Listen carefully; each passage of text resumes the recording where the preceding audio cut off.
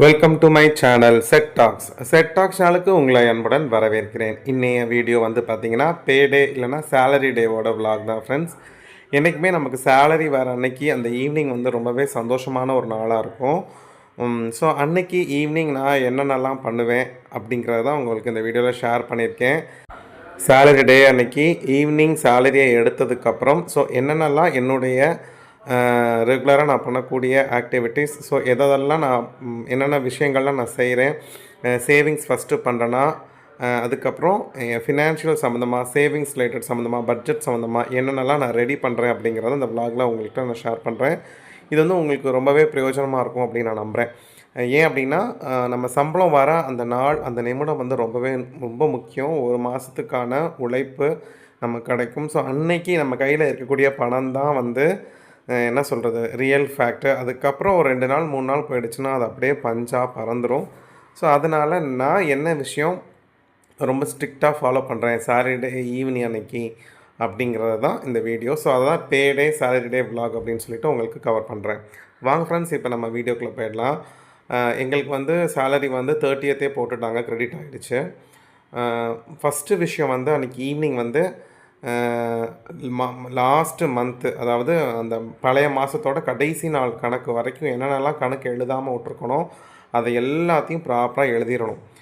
இப்போ 1ஆந்தேதியிலேருந்து 30 இல்லை 31, ஸோ எந்த தேதி வரைக்கும் நமக்கு இருக்கோ அந்த தேதி லாஸ்ட் டே ஆன வரைக்கும் என்னென்ன கணக்கெல்லாம் எழுதியிருக்கோமோ, சில விஷயங்கள் விட்டு போயிருப்போம், மறந்துருப்போம், அதெல்லாமே யோசித்து ஃபேமிலியில் டிஸ்கஸ் பண்ணி எல்லா செலவையும் எழுதி கம்ப்ளீட்டாக அந்த மாதத்தோட கணக்கை முடிக்கணும். நானும் ஆகஸ்ட் மந்தோட கணக்கை ப்ராப்பராக முடிச்சிட்டேன். நான் வந்து 31st தான் இந்த விஷயங்களெல்லாம் பண்ணிகிட்ருக்கேன். ஸோ என்ன தான் 30th சம்பளம் வந்திருந்தாலும் 31st வரைக்கும் பழைய காஸ்ட்டில் தான் ஓட்டணும். ஸோ அதில் ரொம்ப ஸ்ட்ரிக்டாக இருப்பேன். எல்லா செலவு கணக்குகளையும் நம்ம வந்து எழுதிடணும். இதை வந்து நம்ம ப்ராப்பராக செஞ்சிடணும். எந்த ஒரு செலவையும் மறந்துடக்கூடாது. வீட்டில் உள்ளவங்கள்ட்டையும் நம்ம ஏதாவது எடுத்தீங்களா, என்ன செலவு பண்ணிக்கிறதையும் கேட்டணும். நெக்ஸ்ட்டு பட்ஜெட் கவரை எடுத்து என்னென்ன கவரில் பட்ஜெட் பேக்கில் பழைய மாதத்துக்கு நம்ம ஒதுக்கி வச்சுருக்கிற கவரில் ஏதாவது ஒரு கவரில் 10 ரூபாயோ 20 ரூபாயோ பணம் கண்டிப்பாக மிச்சப்பட்டிருக்கும். அந்த மாதிரி இருக்கா அப்படிங்கிறத பார்த்துடணும். ஏன் அப்படின்னு சொன்னிங்கன்னா, இது வந்து ஒரு சந்தோஷம். ஏதாவது ஒரு கவரில் ஒரு அமௌண்ட் இருந்துச்சுன்னா அந்த செலவை நம்ம மிச்சம் பண்ணியிருக்கோம் அப்படிங்கிற ஒரு சந்தோஷம் தான். ஒரு 10 ரூபாயோ 20 ரூபாயோ இருந்தால் நமக்கு ஒரு ஹாப்பினஸ்ஸாக இருக்கும் கண்டிப்பாக. எனக்கு வந்து பார்த்திங்கன்னா இந்த கேஸில் தான் வந்து பணம் இருந்துச்சு. ஆக்சுவலாக என்னென்னா, அந்த மாதம் கேஸ் வாங்கலை, கேஸ் புக் பண்ணி வாங்கலை. பட் 1000 ரூபாய் இருக்கணும். ஒரு 500 ரூபா வேறு ஏதோ ஒரு செலவுக்கு எடுத்துட்டேன்.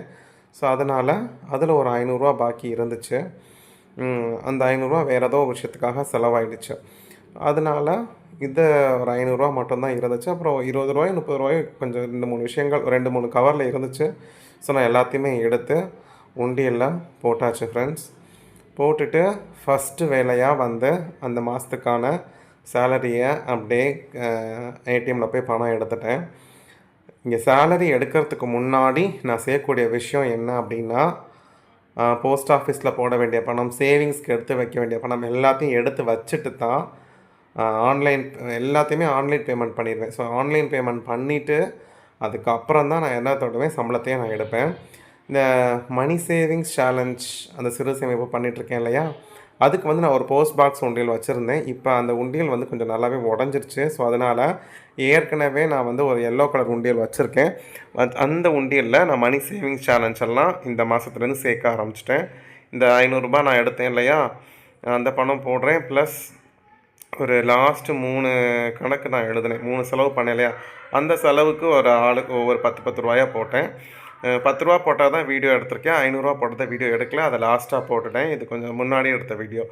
ஸோ லாஸ்ட்டாக பண்ண செலவு வரைக்கும் நான் வந்து மணி சேவிங் சேலஞ்சுக்கு ஒரு சிறு தொகையை இந்த உண்டியலில் சேர்த்தாச்சு. இதில் எவ்வளோ இருக்குது அப்படிங்கிறத நம்ம சிறு சேமிப்பு வீடியோவில் நம்ம மறக்காமல் பார்ப்போம். அதுக்கப்புறம் இன்னொரு அப்டேட் என்ன அப்படின்னு பார்த்தீங்கன்னா, சில்லறை காசுகள் சேமிப்புக்கு ஒரு 3-in-1 பாக்ஸ் வச்சுருந்தேன் இல்லையா, ஸோ அந்த பாக்ஸை வந்து நான் கொடுத்துட்டேன். ஏன்னா இதில் சில்லறை காசுகள் சேர்க்க ஏதாவது இடையில தேவைப்பட்டால் அதை எடுத்துடுறோம்.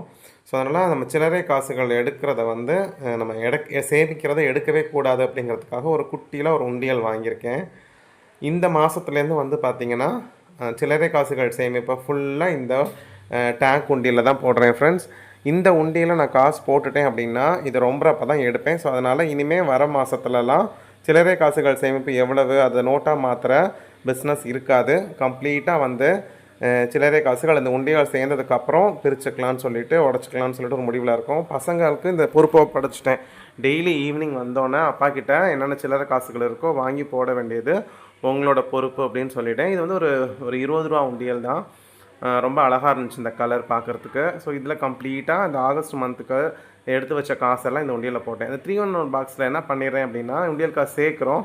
பட் ஏதாவது ஒரு அவசர செலவு வரும்போது ₹5 ₹2 எடுத்துடுறோம். ஒரு 4-5 மாதமாக சில்லறை காசுகள் சேமிப்பு 200 தாண்ட மாட்டேங்குது. பொதுவாக ₹400 ₹300 350 வரும். அதனால இப்போ என்ன பண்ணிடுறேன் பார்ப்போம். இந்த உண்டியலை ஃபுல்லாக ரொம்ப வரைக்கும் இந்த உண்டியலை போடலாம் அப்படின்னு சொல்லி ஒரு பிளானில் இருக்கோம். பசங்களுக்கும் ஒரே இன்ட்ரெஸ்ட்டு. டெய்லி சாயங்காலம் வந்தோன்னே கேட்டுடுறாங்க அவங்களே. ஸோ இதையுமே கரெக்டாக சேலரி டே அன்னைக்கு இதையும் ஃபிக்ஸ் பண்ணியாச்சு. அதுக்கப்புறம் எல்லாமே பட்ஜெட்லாம் போட்டாச்சு. அதுக்கப்புறம் பக்கத்தில் எக்ஸிபிஷன் போட்டிருந்தாங்க. டைட்டானிக் கப்பல் எக்ஸிபிஷன் சொல்லி பசங்க கூட்டிகிட்டு போங்கன்னு சொல்லிட்டு இருந்தாங்க. சரி சேலரியும் வாங்கியாச்சு, பசங்களோட ஒரு நாள் என்ஜாய் பண்ணலான்னு ஈவினிங் போனோம். என்ட்ரி டிக்கெட் வந்து பார்த்திங்கன்னா ₹90. ஆனால் உள்ளே வந்து பார்த்திங்கன்னா என்ட்ரிக்கு ஒரு பெரிய கப்பல் செட்டப் செம்மையாக பண்ணியிருந்தாங்க. அதுக்கு தான் அந்த ₹90. ஸோ அது ரொம்பவே நல்லா என்ஜாய் பண்ணேன். என்னால் வீடியோ எடுக்க முடியல, சின்ன சின்ன ஃபோட்டோஸ் தான் எடுத்தோம். ஸோ அந்த கிளிப்ஸை தான் உங்களுக்கு இன்க்ளூட் பண்ணியிருக்கேன். உண்மைக்கு அருமையாக இருந்துச்சு. உண்மையான ஒரு கப்பல் எப்படி இருக்குமோ அந்த மாதிரி உள்ள மிகப்பெரிய ஒரு சோஃபா செட்டு போட்டு பெரிய ஹாலு, தனித்தனி ரூம்ஸு எல்லாமே வந்து சும்மா ஒரு டூப்ளிகேட்டாக பண்ணியிருந்தாங்க. அதனால் ரசித்து பார்த்துட்டு அதுக்கப்புறம் உள்ளே போனோம். பசங்க வந்து இந்த ராட்டனம், கொலம்பஸ் இதெல்லாம் ஏறணுன்னாங்க. நான் கொலம்பஸில் மட்டும்தான் அலோவ் பண்ணேன். டிக்கெட் எல்லாமே ரொம்ப காஸ்ட்லியாக இருந்துச்சு, ₹100. அது மாதிரி டெல்லி அப்பளம், மிளகா பஜ்ஜி இதெல்லாம் வாங்கி சாப்பிட்டோம். டெல்லி அப்பளம்லாம் ₹70, ரொம்ப வேஸ்ட் ஆஃப் மணி. ஸோ அதனால் ஆசைக்கு ஒன்று மட்டும் வாங்கி சாப்பிட்டுட்டு பசங்களோட கொஞ்சம் நேரம் டைம் ஸ்பெண்ட் பண்ணிவிட்டு வீட்டுக்கு வந்துட்டோம். அன்றைக்கி 1ஆம் தேதி ஆச்சா, கண்டிப்பாக என்ன வீட்டுக்கு வாங்கிட்டு வருவோம் அப்படிங்கிறது உங்கள் எல்லாருக்குமே தெரியும். வர வழியிலே பரோட்டா சால்னா வாங்கிட்டு வந்துட்டோம். ஸோ பரோட்டா, முட்டை பரோட்டா, வீச் பரோட்டா இதை தான் வாங்கினோம். வீட்டில் சிக்கன் வாங்கி மேரினேட் பண்ணி வச்சுட்டு தான் போனாங்க ஒய்ஃப். அவங்க வந்து சிக்கன் கிரேவி பண்ணாங்க. அப்புறம் சிக்கன் 65 கொஞ்சம் வீட்டிலே போட்டுக்கிட்டோம். மோஸ்ட்லி இப்போ நான்வெஜ் வந்து ஹோட்டலில் வாங்குறத அவாய்ட் பண்ணியாச்சு. மொத்தமாக பரோட்டா கொஞ்சம், முட்டை பரோட்டா, வீச் இந்த மாதிரி நம்ம வீட்டில் செய்ய முடியாத விஷயங்களை மட்டும் வாங்கிட்டு கம்ப்ளீட்டாக சிக்கன் கிரேவி 65 எல்லாம் வீட்டிலே போட்டுட்டோம் ஃப்ரெண்ட்ஸ். இது வந்து பார்த்திங்கன்னா கொஞ்சம் ஹெல்த்தியாகவும் இருக்கும். கொஞ்சம் சிரமத்தை பார்க்காம வீட்டில் பண்ணுறது பசங்க நல்லா சாப்பிட்லாம். கடையில் வாங்குறது ரொம்ப காரமாக இருக்குது, பழசாக இருக்குங்கிறாங்க. ரொம்ப அது எதுக்கு யோசித்துக்கிட்டுன்னு சொல்லிவிட்டு கம்ப்ளீட்டாக இப்போ அவாய்ட் பண்ணியாச்சு. ஸோ லாஸ்ட் மந்த்லேருந்து நாங்கள் இப்படி தான் வந்து ஃபாலோ பண்ணிகிட்ருக்கோம். 31ஆம் தேதி ஆனால் சம்பளம் வாங்குறத விட ஒரு சிக்னேச்சர் டே வந்து அன்றைக்கி எப்படி எண்ட் ஆகும் அப்படின்னு பார்த்தீங்கன்னா பரோட்டாவோட தான் எண்ட் ஆகும். எத்தனை பேர் வீட்டில் இந்த மாதிரி நீங்கள் மாதம் தொடக்கத்தை அன்னைக்கு சம்பளம் வர அன்னைக்கு பரோட்டா வாங்குவீங்க, என்ஜாய் பண்ணுவீங்கிறத கமெண்ட்டில் சொல்லுங்கள். இதோட இந்த vlog நான் முடிச்சுக்கிறேன் ஃப்ரெண்ட்ஸ். அடுத்து ஒரு நல்ல வீடியோவில் உங்கள் எல்லாரையும் பார்க்குறேன். Bye friends.